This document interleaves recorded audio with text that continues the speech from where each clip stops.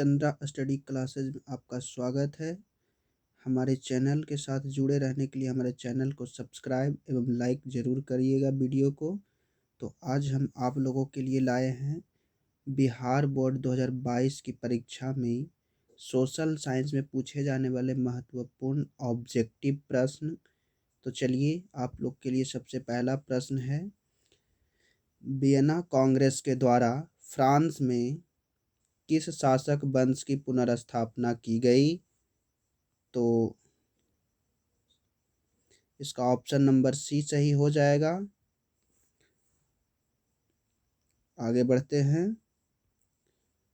अगला प्रश्न की ओर। अगला प्रश्न है हमारे, जर्मन राइन राज का निर्माण किसने किया था? जल्दी जवाब दे। जर्मन राइन राज का निर्माण किसने किया था? तो इसका ऑप्शन नंबर बी सही हो जाएगा, नेपोलियन बोनापार्ट। नेपोलियन बोनापार्ट ने जर्मन राइन राज्य का निर्माण किया था। चलिए अगला प्रश्न देखते हैं। तो अगला प्रश्न है हमारा तीसरा प्रश्न, भारतीय शासन प्रणाली है, बताइए भारतीय शासन प्रणाली कैसी है? जल्दी जवाब दें हमारे कमेंट बॉक्स में, जिन्हें भी जवाब पता है। हाँ, तो इसका बिल्कुल आंसर ए सही हो जाएगा, संघात्मक। चलिए अगला प्रश्न की ओर चलते हैं जी। तो अगला प्रश्न है, 1993 में बेल्जियम के संविधान में कुछ बदलाव संशोधन किए गए, इन बदलावों का प्रमुख उद्देश्य था। जल्दी बताइए इन बदलावों का प्रमुख उद्देश्य क्या था? तो इस प्रश्न का ऑप्शन नंबर डी सही हो जाएगा, संघीय शासन प्रणाली अपनाना। चलिए अगला प्रश्न की ओर बढ़ते हैं। चलिए अगला प्रश्न है, मारियान किस देश के राष्ट्रवाद का प्रतीक है? जल्दी बताइए मारियान किस देश के राष्ट्रवाद का प्रतीक है? मारियान किस देश के राष्ट्रवाद का प्रतीक है? तो इस प्रश्न का ऑप्शन नंबर ए सही हो जाएगा, फ्रांस का। चलिए अगला प्रश्न की ओर चलते हैं।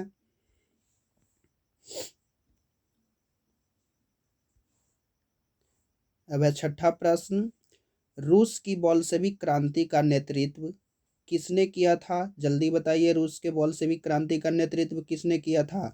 तो इसका ऑप्शन नंबर सी सही हो जाएगा, लेनिन ने इसका। तो आपके लिए सबसे पहले मैं बता दूं कि आप लोग को बिहार बोर्ड के एग्ज़ाम में 40 नंबर के ऑब्जेक्टिव प्रश्न पूछे जाते हैं, जिसमें आपको टोटल 80 प्रश्न मिलते हैं। उनमें से 40 का टोटल आपको जवाब देना होता है। तो इसलिए आज हम आप लोगों के लिए 80 प्रश्न लेकर आए हैं। आज लोगों को 80 प्रश्न की प्रैक्टिस करवाएंगे। तो हमारे साथ जुड़े रहने के लिए हमारे चैनल को सब्सक्राइब ज़रूर करें। हमारे चैनल का नाम है राहुल राज चंद्रवंशी।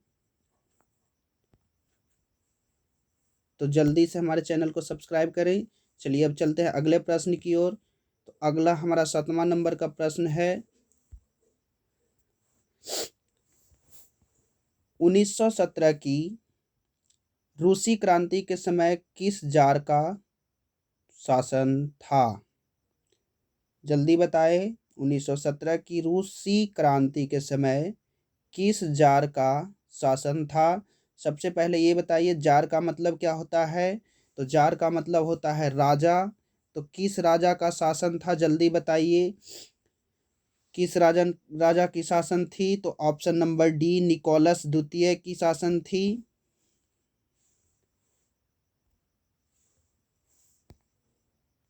अब आते हैं 8वां प्रश्न की ओर। तो 8वां प्रश्न है, वर्तमान समय में विश्व के करीब कितने देशों में संघात्मक शासन प्रणाली लागू है? जल्दी बताइए। वर्तमान समय में विश्व के करीब कितने देशों में संघात्मक शासन प्रणाली लागू है? तो इसका ऑप्शन नंबर बी सही हो जाएगा, 25। 25। चलिए अगला प्रश्न की ओर बढ़ते हैं। अगला प्रश्न है, राजनीतिक दलों की नींव राजनीतिक दलों की नींव सर्वप्रथम किस देश में पड़ी? राजनीतिक दलों की नींव सर्वप्रथम किस देश में पड़ी? जल्दी जवाब दें। तो इसका जवाब ए हो जाएगा, ब्रिटेन में। राजनीतिक दलों की नींव सर्वप्रथम ब्रिटेन में पड़ी थी। चलिए अगला प्रश्न, 10वां नंबर प्रश्न, इनमें बहुजन समाज पार्टी के संस्थापक कौन थे? बताइए। इनमें 4 ऑप्शन दिए गए हैं, जिनमें से बहुजन समाज पार्टी के संस्थापक कौन थे? जल्दी बताइए, जल्दी बताइए इस प्रश्न की जवाब। तो इस प्रश्न की जवाब हो जाएगा option number D, Kansi Ram. चलिए अगला प्रश्न की ओर बढ़ते हैं।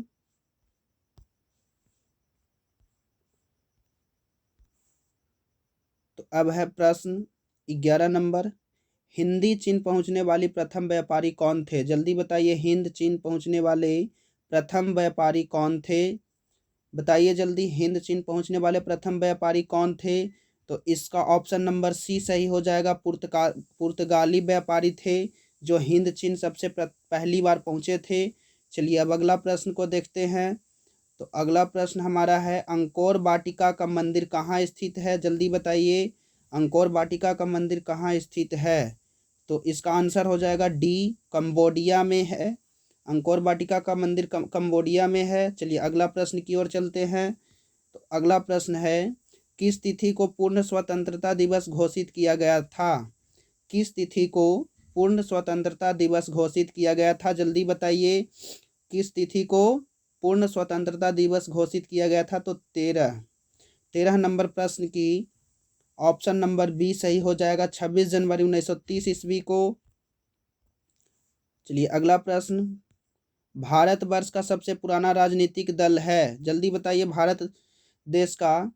भारतवर्ष का सबसे पुराना राजनीतिक दल क्या है? बताइए, भारत देश की सबसे पुराना राजनीतिक दल क्या है?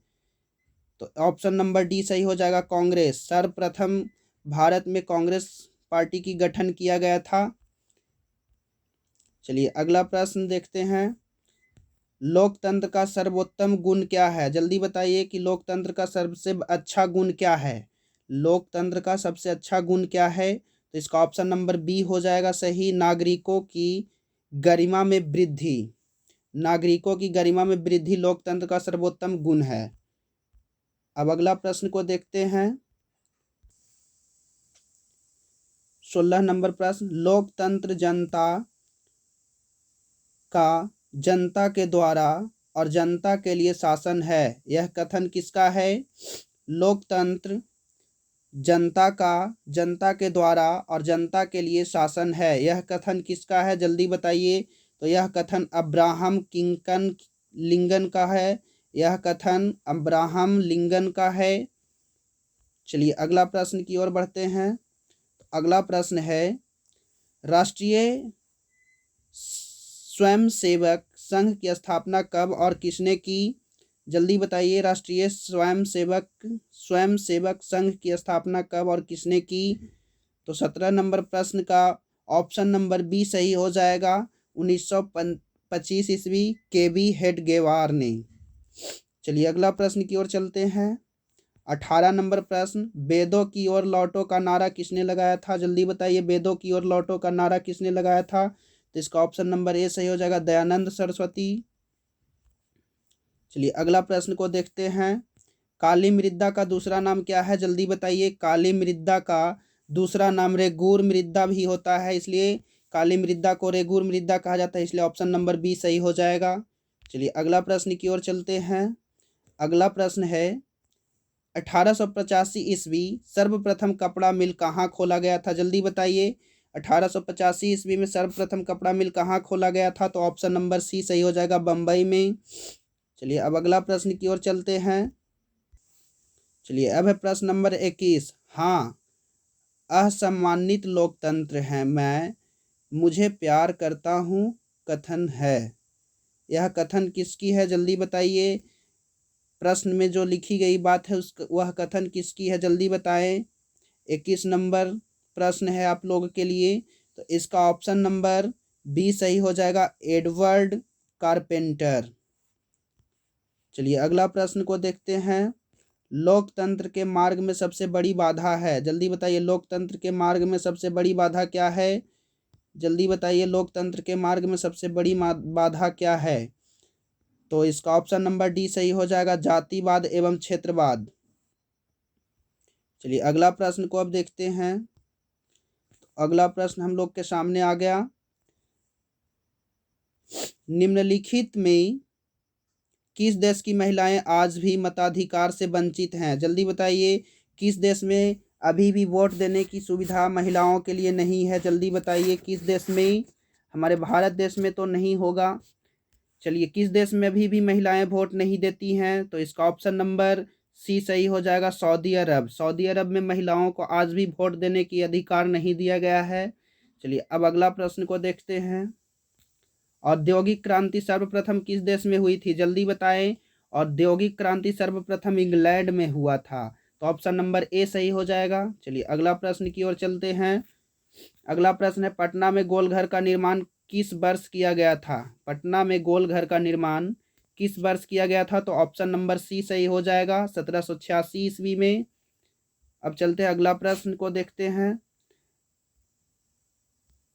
अब हम लोगों के सामने अगला प्रश्न है, अंग्रेज यात्री राल्फ फिच ने पटना की यात्रा किस वर्ष की थी, जल्दी बताइए। अंग्रेज यात्री राल्फ फिच ने पटना की यात्रा किस वर्ष की थी। तो ऑप्शन नंबर ए सही हो जाएगा, 1856 ईस्वी में। 1856 ईस्वी में ऑरेंज अंग्रेज यात्री राल्फ फिंच ने पटना की यात्रा की थी। चलिए अब अगला प्रश्न को देखते हैं। अमेरिकी मुद्रा का नाम है, जल्दी बताइए अमेरिकी मुद्रा का क्या नाम है। अमेरिका में जो मुद्रा चलती है उसकी क्या नाम है, जल्दी बताइए। तो ऑप्शन नंबर बी, अमेरिका में डॉलर चलता है, इसलिए ऑप्शन नंबर बी सही हो जाएगा, डॉलर। अमेरिका में डॉलर नामक मुद्रा चलती है। चलिए अगला प्रश्न को देखते हैं, जल्दी बताएं। अगला प्रश्न आप लोग के सामने है, इसका आंसर जल्दी कमेंट कीजिए। अस्थाई कृषि के प्रभाव से कैसा जमाव संभव है। अस्थाई कृषि के प्रभाव से कैसा जमाव संभव हुआ, जल्दी बताइए। अस्थाई कृषि के प्रभाव से कैसा जमाव संभव हुआ। तो ऑप्शन नंबर ए हो जाएगा, संपत्ति की। चलिए अगला प्रश्न को देखते हैं। तो अब है हम लोग के सामने, एक अर्थव्यवस्था का सृजन होता है, कैसे होता है जल्दी बताइए। ऑप्शन नंबर डी सही हो जाएगा, इनमें सभी प्राकृतिक संसाधनों से, भौतिकी संसाधनों से और मानवीय संसाधनों से अर्थव्यवस्था का सृजन होता है, इसलिए इनमें से सभी इनका आंसर हो जाएगा। चलिए अगला प्रश्न को देखते हैं। अर्थव्यवस्था के मुख्य प्रकार हैं, जल्दी बताइए। अर्थव्यवस्थाओं के मुख्य कितने प्रकार हैं, तो जल्दी बताइए इसका तो इसका आंसर हो जाएगा ऑप्शन नंबर बी, अर्थव्यवस्था के मुख्य 3 प्रकार हैं। चलिए अगला प्रश्न आप लोग के सामने है, इनमें कौन से देश में मिश्रित अर्थव्यवस्था है, जल्दी बताइए। इनमें से कौन से देश में मिश्रित अर्थव्यवस्था है, जल्दी बताइए। अमेरिका में, रूस में, भारत में, किनमें से इनमें सबसे मिश्रित अर्थव्यवस्था कौन से देश में है, तो जल्दी बताइए। इन 3 ऑप्शन में से कौन सा ऑप्शन सही होगा, जल्दी कमेंट करके बताइए। तो इनका ऑप्शन हो जाएगा भारत। भारत में मिश्रित अर्थव्यवस्था है। चलिए अब अगला प्रश्न की ओर चलते हैं। चलिए अगला प्रश्न 32 नंबर प्रश्न आप लोग के सामने है, राष्ट्रीय आय में सम्मिलित रहती है, जल्दी बताइए। राष्ट्रीय आय में सम्मिलित रहती है, क्या सम्मिलित रहती है, घरेलू उद्योगों की आय।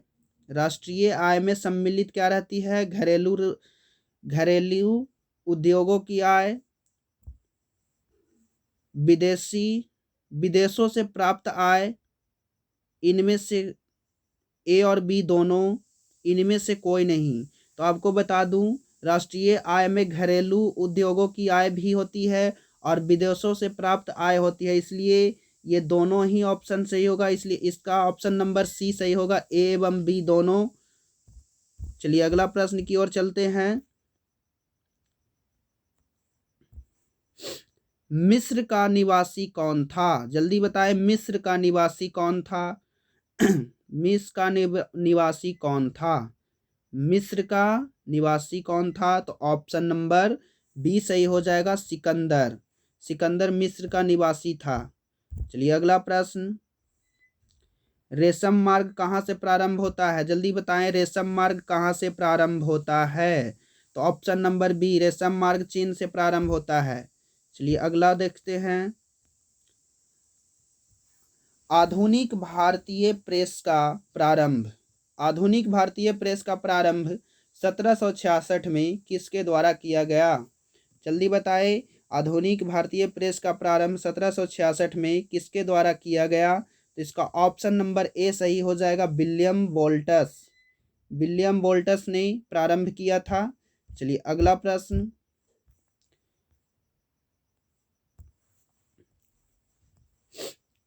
इंग्लैंड में मुद्रण कला का प्रचार किसने किया? इंग्लैंड में मुद्रण कला का प्रचार किसने किया? तो इसका ऑप्शन नंबर सी सही हो जाएगा, कैक्सटन ने। कैक्सटन ने। चलिए अगला प्रश्न को देखते हैं।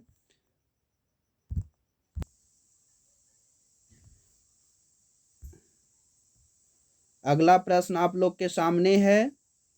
भारत की राष्ट्रीय आय का सर्वप्रथम अनुमान लगाया था, किसने लगाया था? जल्दी बताएं।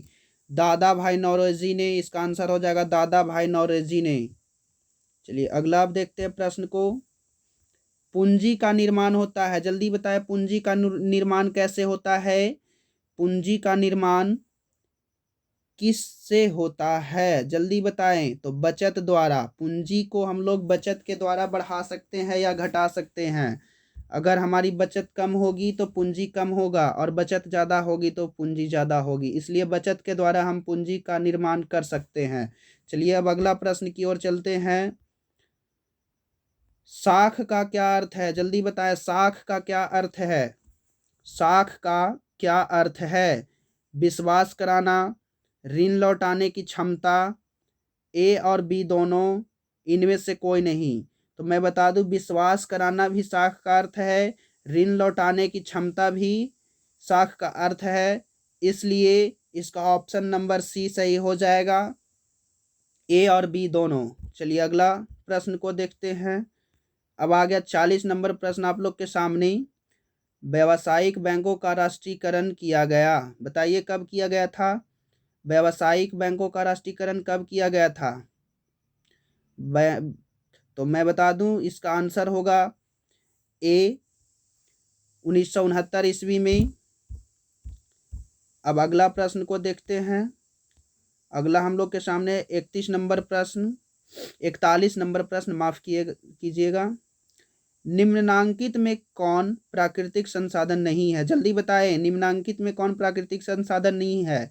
बताइए, इनमें से कौन सा संसाधन है जो हमें प्राकृतिक रूप से प्राप्त नहीं होता है? तो ऑप्शन नंबर सी सही हो जाएगा, नगर। नगर का निर्माण हम लोग मानवीय तरीका से करते हैं, इसलिए ये प्राकृतिक संसाधन नहीं होगा। चलिए अब अगला प्रश्न को देखेंगे। तो अब है हम लोग के सामने 42 नंबर प्रश्न। निम्नलिखित में खरीफ फसल कौन है? जल्दी बताएं, निम्नलिखित में खरीफ फसल कौन है? ऑप्शन नंबर सी, चावल क्या है? खरीफ फसल है, तो ऑप्शन नंबर सी सही होगा। चलिए अब आगे बढ़ते हैं अगला प्रश्न की ओर। जल्दी बताएं अगला प्रश्न का जवाब। कुल उपलब्ध जल में पीने लायक जल कितना है? कुल उपलब्ध जल में पीने लायक जल कितना है? तो इसका ऑप्शन नंबर बी सही हो जाएगा, 2.5% पानी पीने लायक है। चलिए अगला प्रश्न। चलिए अगला प्रश्न है, संकटग्रस्त प्रजातियों के अंतर्राष्ट्रीय व्यापार की बैठक हेन नगर में किस वर्ष आयोजित की गई? एक बार फिर से सवाल को सुने। संकटग्रस्त प्रजातियों के अंतर्राष्ट्रीय व्यापार की बैठक हेन नगर में किस वर्ष आयोजित की गई?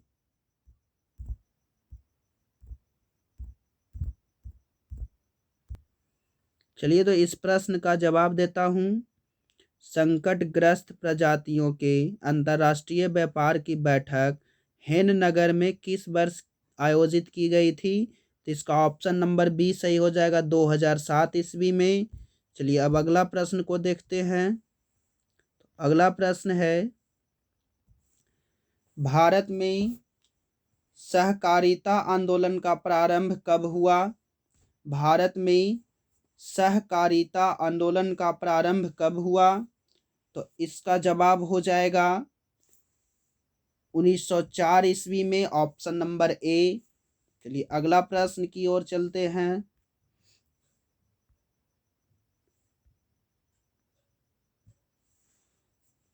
जवाहर रोजगार योजना कब शुरू किया गया था?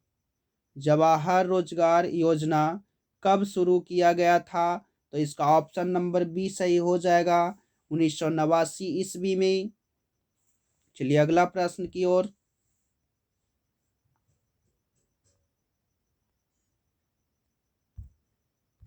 तो ये रहा हम लोग का 47 नंबर प्रश्न।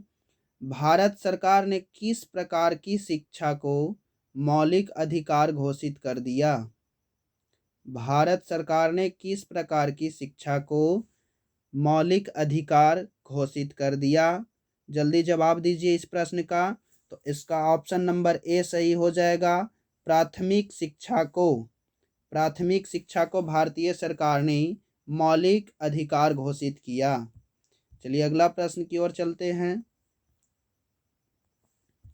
अगला प्रश्न है, जनसंख्या के वितरण के आधार पर वंचित परिवार का प्रतिशत है।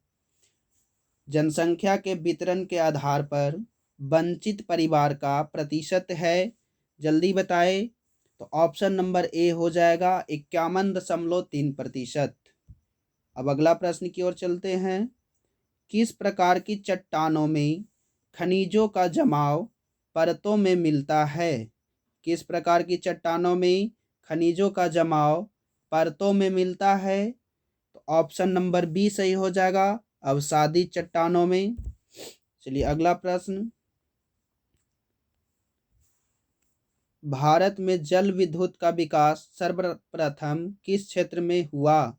भारत में जल विद्युत का विकास सर्वप्रथम किस क्षेत्र में हुआ?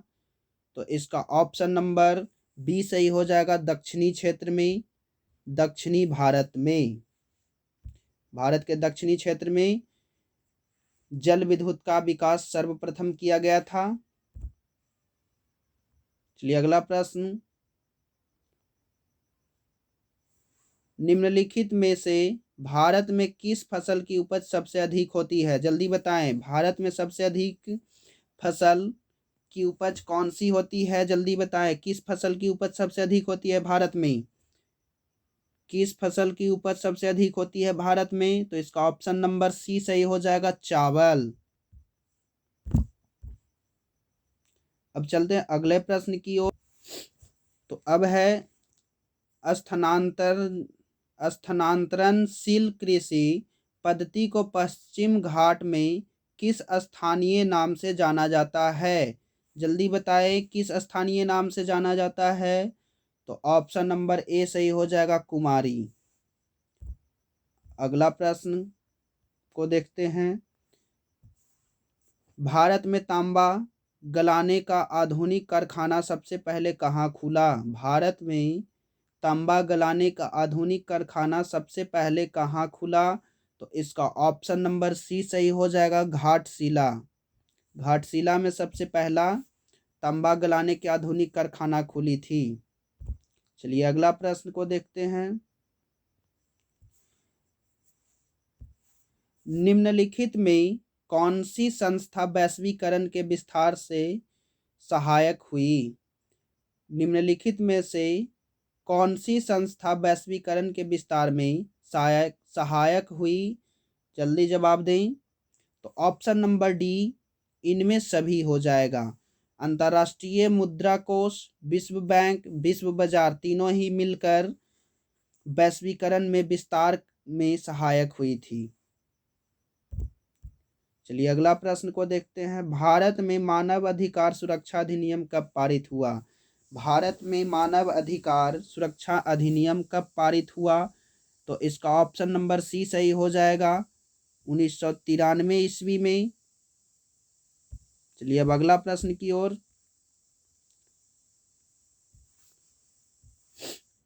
हॉलमार्क का शब्द चिन्ह, हॉलमार्क का शब्द चिन्ह किस वस्तु की गुणवत्ता का प्रमाण है? बताइए जल्दी, किस वस्तु की गुणवत्ता का प्रमाण है? सोने की, आभूषण की। हॉलमार्क से ही सोना का शुद्धता पहचानी जाती है। चलिए अगला प्रश्न।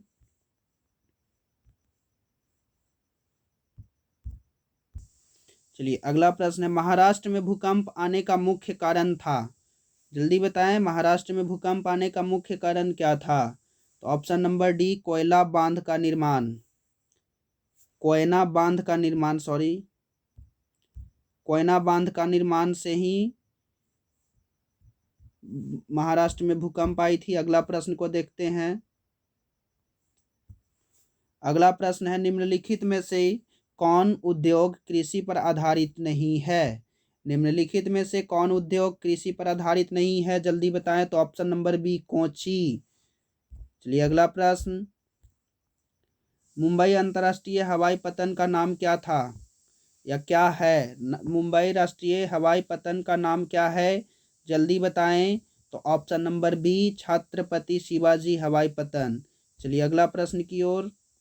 इनमें सबसे दक्षिणी पतन कौन है? इनमें सबसे दक्षिणी पतन कौन है? जल्दी बताएं, इनमें सबसे दक्षिणी पतन कौन है? तो इसका ऑप्शन नंबर बी सही हो जाएगा, तुतीकोरिन। चलिए अगला प्रश्न की ओर। बिहार के जूट उत्पादन में क्या हुई है? जल्दी बताएं, बिहार के जूट उत्पादन में क्या हुई है? तो ऑप्शन नंबर बी गिरावट हो गई है। बिहार में जूट की उत्पादन कम गई है, इसलिए गिरावट हो रहा है, आंसर हो जाएगा। चलिए अगला प्रश्न को देखते हैं। इस प्रश्न की जवाब आप खुद दें। बाढ़ क्या है? जल्दी बताएं, बाढ़ क्या है? अपने मन में सोचे, बाढ़ क्या है? जी हाँ, आपने बिल्कुल सही सोचा है, बाढ़ एक प्राकृतिक आपदा है। आगे बढ़ने से पहले मैं आप लोग से अनुरोध करता हूं कि हमारे चैनल को सब्सक्राइब एवं वीडियो को लाइक जरूर कीजिएगा। चलिए अब चलते हैं अगला प्रश्न की ओर। सुनामी किस स्थान पर आता है? जल्दी बताएं, सुनामी किस स्थान पर आता है? जी हाँ, आपने बिल्कुल सही सोचा है, ऑप्शन नंबर बी समुद्र के स्थल पर। चलिए अगला प्रश्न को अब देखते हैं। भारत में कितने प्रतिशत भूमि भूकंप प्रभावित है? जल्दी बताएं, भारत में कितना प्रतिशत भूमि पर भूकंप सबसे अधिक यानी भूकंप से प्रभावित होती है? तो ऑप्शन नंबर बी 54% भूमि जो है भूकंप से प्रभावित है। तो अगला प्रश्न की ओर चलते हैं अब। बिहार में तंबाकू उत्पादक क्षेत्र कौन सा है? जल्दी बताएं, बिहार में तंबाकू उत्पादक क्षेत्र कौन सा है? तो इसका हो जाएगा ऑप्शन नंबर ए गंगा का उत्तरी मैदान में तंबाकू का उत्पादन होता है। अगला प्रश्न, चलिए ये बहुत ही महत्वपूर्ण प्रश्न है आप लोगों के लिए। प्राकृतिक मानचित्र में मरुभूमि को किस रंग से प्रदर्शित किया जाता है? जल्दी बताएं, प्राकृतिक मानचित्र में मरुभूमि को किस रंग से प्रदर्शित किया जाता है? बताएं जल्दी, मरुभूमि को किस रंग से प्रदर्शित किया जाता है? जी हाँ, पीला रंग से। आपने सही सोचा, पीला रंग से प्रदर्शित किया जाता है। अब देखेंगे अगला प्रश्न को। अब है, इनमें ऊंचावच प्रदर्शनी की सर्वोत्तम विधि कौन मानी जाती है? इनमें ऊंचावच प्रदर्शनी की सर्वोत्तम विधि कौन मानी जाती है? जल्दी बताएं। तो ऑप्शन नंबर सी हैसमूर हो जाएगा, हैस्यूर हो जाएगा। चलिए अगला प्रश्न की ओर।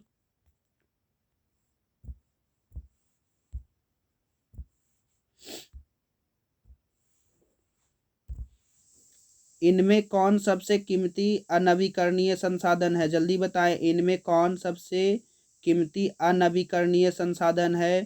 तो ऑप्शन नंबर डी, खनिज। खनिज सबसे कीमती अनवीकरणीय संसाधन है। चलिए अगला प्रश्न को देखते हैं। इनमें कहाँ जैविक मिट्टी नहीं पाई जाती है? जल्दी बताइए।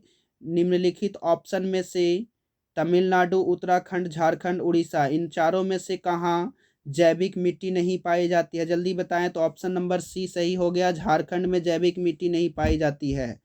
चलिए 70 नंबर प्रश्न को देखते हैं। निम्न में से कौन मानव जनित आपदा है? निम्न में से कौन मानव जनित आपदा है? जल्दी बताएं, मानव के द्वारा बनाया गया आपदा कौन सा है?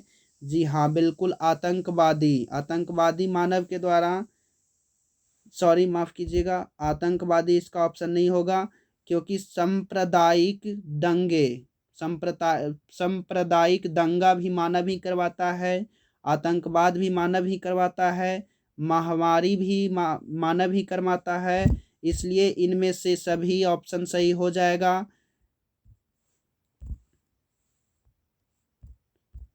बिल्कुल सही, इसका ऑप्शन नंबर डी सही होगा, इनमें से सभी। चलिए अगला प्रश्न की ओर। अब निम्नलिखित में से कौन मिश्रित अर्थव्यवस्था की विशेषता है? निम्नलिखित में कौन मिश्रित अर्थव्यवस्था की विशेषता है? तो इसका ऑप्शन नंबर डी सही हो जाएगा, इनमें सभी, क्योंकि निजी क्षेत्र, सार्वजनिक क्षेत्र और आर्थिक नियोजन तीनों ही मिश्रित अर्थव्यवस्था की विशेषता है, इसलिए इनमें सभी ऑप्शन सही होगा। चलिए अगला प्रश्न को देखते हैं। अब ये रहा अगला प्रश्न 72 नंबर। निम्नलिखित में से कौन सा संस्थान भारत में मुद्रा जारी करने के लिए अधिकृत है? जल्दी बताएं, निम्नलिखित में से कौन सा संस्थान भारत में मुद्रा जारी करने के लिए अधिकृत है? तो रिजर्व बैंक ऑफ इंडिया मुद्रा जारी करता है, इसलिए option number a reserve bank of India हो जाएगा। चलिए अगला प्रश्न की ओर।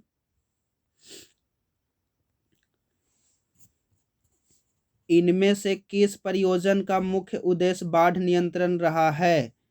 इनमें से किस परियोजना का मुख्य उद्देश्य बाढ़ नियंत्रण रहा है? तो ऑप्शन नंबर बी, कोसी परियोजना। चलिए अगला प्रश्न। भारत के भारत के किस राज्य में वन का सबसे अधिक विस्तार पाया जाता है? भारत के किस राज्य में वन का सबसे अधिक विस्तार पाया जाता है? ऑप्शन नंबर सी, मध्य प्रदेश।